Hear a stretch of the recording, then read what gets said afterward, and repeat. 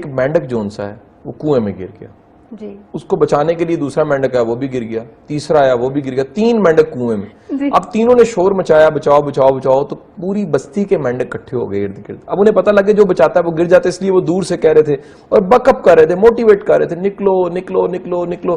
لیکن تھوڑی دیر کے بعد سب گاؤں کے مینڈکوں نے کیا دیکھا کہ 2 مینڈک جون سے ہیں نا وہ تھوڑا سا تھک رہے ہیں، تیسرا نہیں تھک رہا، لیکن 2 کو دیکھتے ہوئے سب نے کہنا شروع کر دیا تم نہیں نکل سکتے، تم نہیں نکل سکتے، بڑا مشکل ہے، آج تک کوئی نکلا نہیں، مر جاؤ گے، رہ جاؤ گے۔ اور اسی دوران نے کیا دیکھا کہ واقعی ہی میں 2 مینڈک گر کے مر گئے۔ ایک مینڈک کوشش کرتا باہر ہی آ گیا، جب باہر آیا تو سارے چینل آ گئے کہ سب جون سے آئے، انہوں نے مائک آگے کیا اور کہا آپ کیسے باہر آ گئے؟ اس نے کہا جی پتہ لگا اس بیچارہ بولا تھا، اس کے کہانی نہیں تھے، اگر وہ بھی سن لیتا کہ تم نہیں نکل سکتے وہ بھی نہ نکلتا۔ یہ یقین تھا اس کو میں نے نکل جانا ہے۔ پرابلم یہ ہوتی ہے ہم ساری دنیا کی باتیں سن کے اپنی دنیا محدود کر لیتے ہیں۔ یہ جو ہم بچوں کی دنیا محدود کرتے ہیں، تم نہیں کر سکتے، تم بڑے نالائق ہو، تمہاری شکل پہ لکھا کہ تم نے نہیں کچھ کر کے دکھانا، یہ ظلم نہ کریں اور اثر نہ لیں خدا کے لیے۔ دوسری ایک کہانی اور بنی ہوئی ہے، یہ کہانی یہ ہے کہ 2 بچے تھے، ایک کی عمر 6 سال تھی، ایک کی عمر 12 سال تھی۔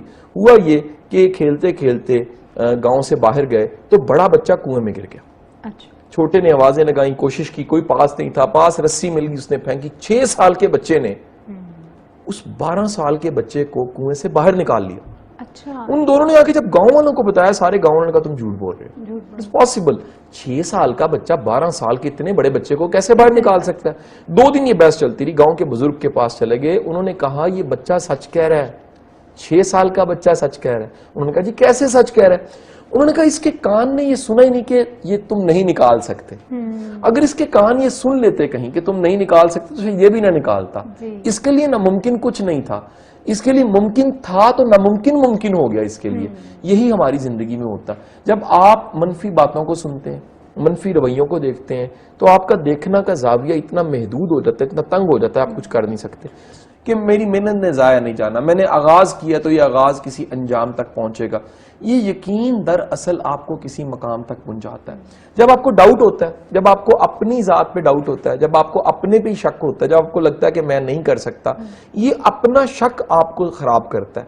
اپنے آپ پہ یقین، اپنی صلاحیت پہ یقین، اللہ کے بنائے قوانین، اللہ کا محنت کا قانون ہے، محنت کرو گے صلہ ملے گا، ٹھیک سمت میں کرو گے جلدی ملے گا، غلط میں کرو گے ٹائم لگ جائے گا، دیر سے ملے گا۔ لرن کرو گے، غلطیاں کر کے آگے بڑھو گے، سیکھ جاؤ گے تو جلدی پہنچ جاؤ گے، مان جاؤ گے غلطی کو تو جلدی پہنچ جاؤ گے، نہیں مانو گے تو لگے رہو گے۔